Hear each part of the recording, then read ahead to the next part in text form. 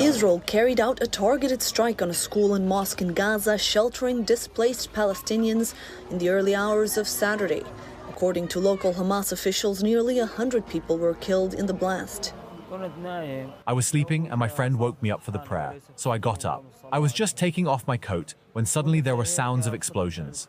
I saw smoke and fire everywhere. There were bodies everywhere. It was extremely terrible. The attack drew, quote, deep concern from the US, as well as condemnation from Arab states and the Europeans. EU Foreign Policy Chief Joseph Borrell wrote on X, horrified by images from a sheltering school in Gaza hit by an Israeli strike, with reportedly dozens of Palestinian victims. At least 10 schools were targeted in the last weeks. There's no justification for these massacres. But Israel blames Hamas for actively choosing to hide amongst civilians yet again.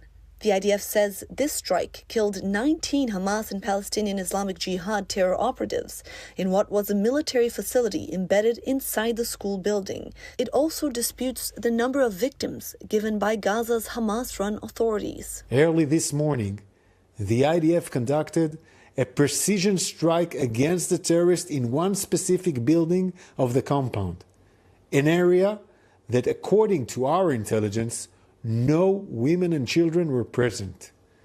You can see in a video published by us today that the compound is still intact and that there is no significant cratering or damage to the main structure of the compound. This pattern of systematic abuse of schools for military activities by Hamas and Islamic Jihad endangers both Gazans and Israeli civilians. It must be condemned by the international community. Witnesses say there was no warning, but Israel says it took numerous steps to mitigate the risk to civilians. You know, yet again, there are far too many civilians who have been killed. I mean, Israel has a right to go after the terrorists that are Hamas.